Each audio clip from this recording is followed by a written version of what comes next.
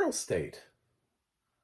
This is a documentary. It's currently on Apple Plus, and it has audio description. So why don't you click that subscribe button so we can talk about it? I'm not going to talk about it until you click this. I refuse. Okay, you did it. I know you did. All right, let's talk about Girl State. Anyway, it's a sequel. It's a documentary sequel, which is rare because it usually doesn't happen, to Boy State, which I'm probably also going to review and put up at the same time because I realize I don't have a review of Boy State on my channel. So it's a good time to kind of get both. Anyway, Girl State takes place in Missouri. Boy State took place in Texas. And it is this cool thing, where you're like, were they doing this when I was in school? Because I totally would have done this. But it's like forming their own government. They get to go and they go up and they form their own and campaign for different positions, and form like a house of representatives and Supreme Court, and somebody runs for governor, stuff like that. And it's all girls. Like, they divided it between boys and girls, and the boys' state is doing their own thing, the girls are doing their own thing. And it's a juxtaposition, and this is shot shortly before the Roe v. Wade decision. So it's like it's on everybody's mind. It's one of the topics that these girls are talking about. What I'm surprised about, being somebody who grew up in Missouri, is that these girls exist. They're progressive as hell for the most part. And this ain't Missouri, man. I don't know what to tell you, but unless they just pulled all these girls from Kansas City and St. Louis, some of them were saying where they were from, and I was like, I don't know where that is. I don't know where you came from. Some of the schools, I was just like, I didn't hear a school where I was like, oh yeah, I know where that is. I just, honestly, I didn't get it. I have no idea where these girls are from. This is one of those films where if you told me there was some sort of conspiracy theory that they brought these girls in and they're all actresses, I'd be like, yeah, probably. I don't think these people exist. It's funny because Missouri used to be a blue state back in the day, because the population of Kansas City and St. Louis was enough to pull the state blue or bluish, purplish. Now it's just red. And with little pockets, like little House of Representatives being sent out from those areas. But so these girls and their ideas are very female forward, female centric. Let's stop climate change, protect women's rights. There are some references to some things that I would expect. Again, having lived in Missouri, there are some people whose religion is a part of their life that is lightly mentioned. It should be mentioned a lot more, from my experience. I don't think Missouri has changed a lot. School I went to fired a teacher because he had a pride flag with a safety zone, like a LGBT safety zone, and they said it violated their flag policy. Anyway, they're not progressive. Sorry if you live in Missouri, but I used to. We can debate this all you want. I can talk to you all about the area in which I grew up, and these are not the kind of kids that predominantly, they should not predominantly be liberal. It's not a predominantly liberal state. And I feel like all the girls that are highlighted are pushing predominantly liberal agendas. They're feminist.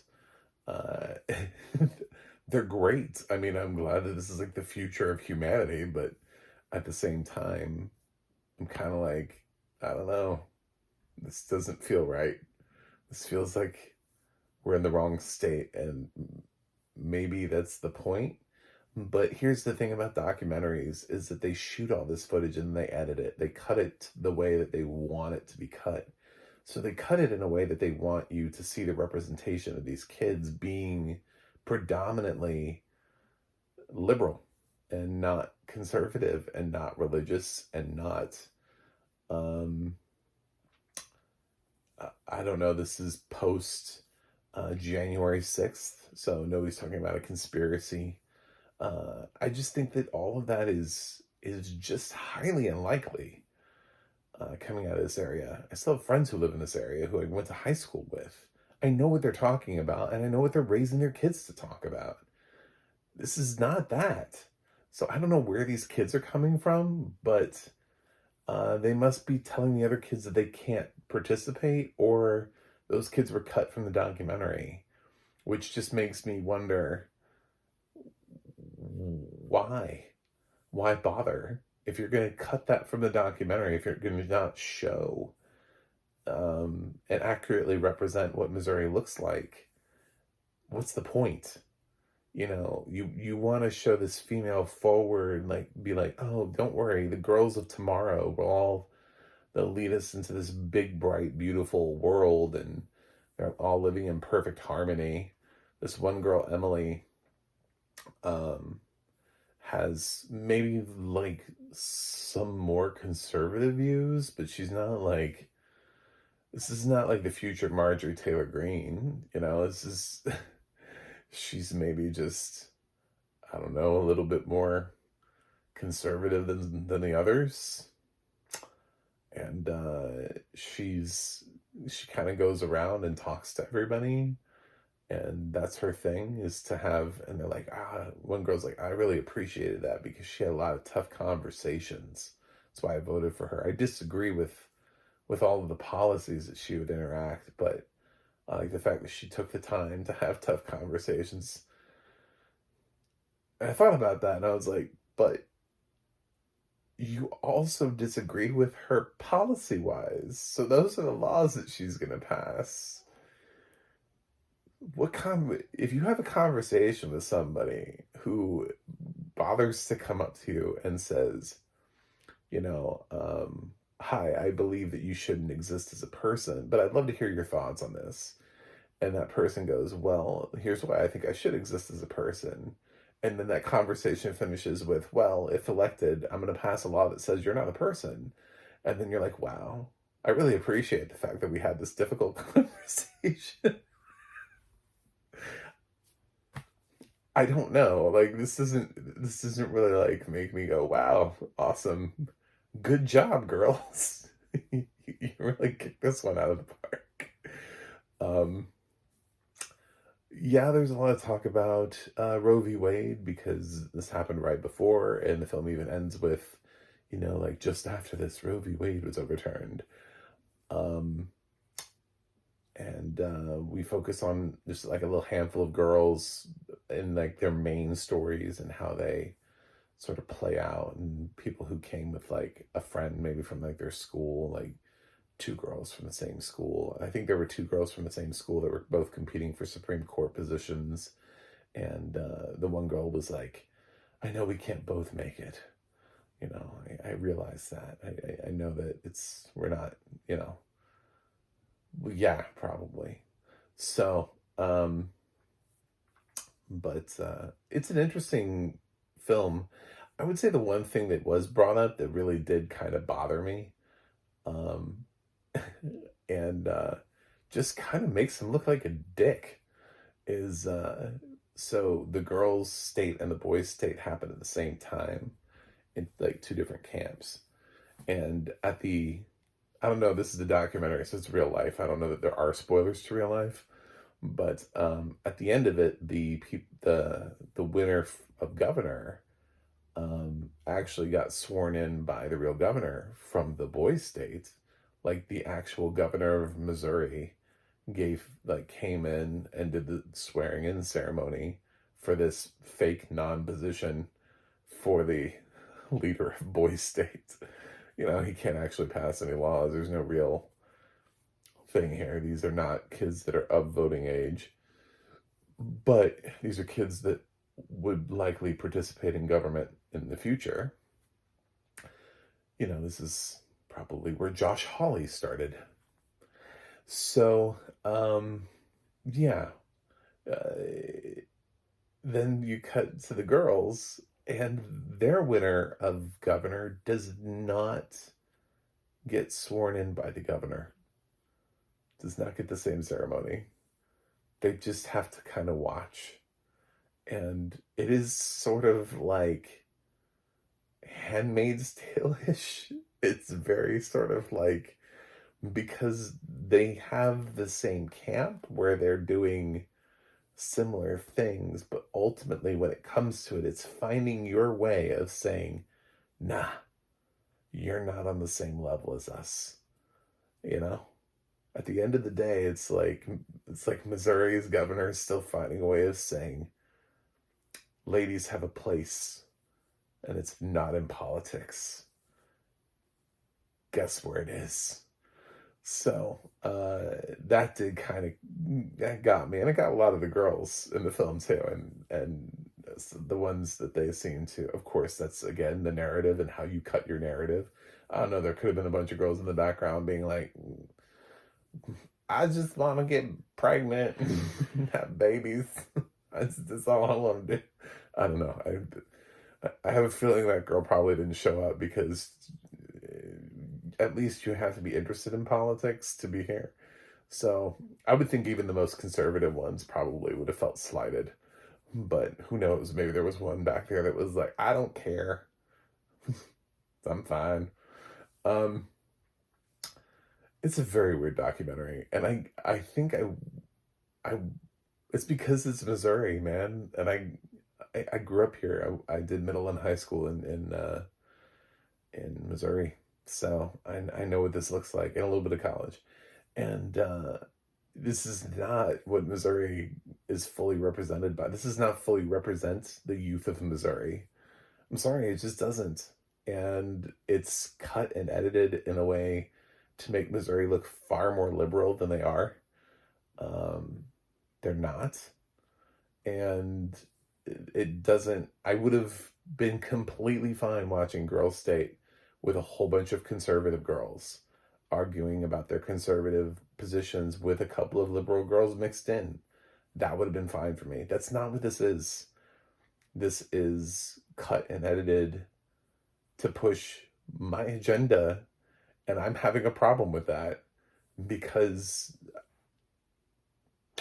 that's not truth. That's not documentary. That's not honesty. So that is skewing it to push the agenda in which you see. I do not believe these girls represent the agenda in which this film leads you to believe at the mass that they lead you to believe it. For example, ultimately in the governor's race, when they're doing the governor for Girls State, they kind of have like three options. They have Emily, who really is not a great public speaker, and also went like around person to person, who's probably like the most conservative choice, right? And then you've got Faith, who is just a badass. I'd vote for Faith.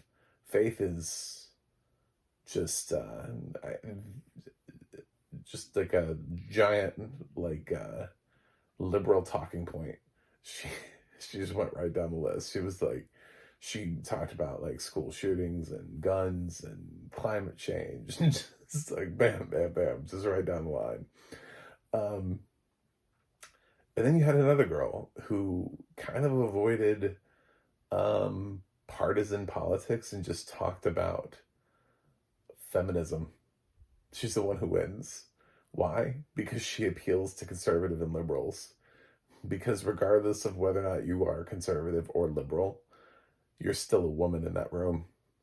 And so you pick the girl that's supporting who you are as a person, she didn't really have a platform. She just sort of had a pro-female platform, but she didn't really tell you anything about herself in terms of where she landed. So she became interesting to everybody because of that. So they didn't pick the liberal girl. They didn't pick the awkward, somewhat conservative girl who wasn't a great public speaker. They picked the, we don't really know what your policies are, but you're very loud and a woman, and we like it. So, anyway, this is Girl State. Yeah, sorry, this is not going to be a positive review. I think there are stronger documentaries this year, and this one is clearly edited because I refuse. Yeah, I haven't lived in Missouri in a few years, but Missouri has gone more red since I left. We lost our blue senator and governor, and it's all red now. So I don't think we would have gained more liberal girls. I just don't think that's a thing. Now, if I'm fully willing to accept in 2024, if Missouri somehow flips and like they eject Josh Hawley and one of these girls wins senator, go for it. That's not going to happen. But yeah, this is what editing looks like. I'm going to give Girl State a C. I know I didn't talk about audio description. It's a documentary, so they're bouncing around. The girls are mostly doing the talking. What I will say about the audio description, just quickly, sort of after the fact, is some people would say, why is there a guy narrating this instead of a girl? It is Girl State, so it should be like female power, female empowerment. Go girls. Okay. I understand that side, but the other side of that is a guy's voice. There are very few guys that speak in this film. They have such a tiny percentage of screen time when we look at Boys State, or when there's like a male teacher or whatever that speaks for like a sentence. So it's mostly female voices. A female narrator's voice would have gotten a lot more lost in the mix than a male narrator's voice does. It stands out more and it pops so that you can follow the narration when it's there. So there's two sides to that coin. It's not necessarily representation in the way that you would want it, but at the same time, if you're looking to actually be able to follow the audio description, it stands out like a sore thumb when it's talking because it's the only dude talking. So there's that. Anyway, thanks for watching. Thanks for subscribing. And I'll see you guys on the other side.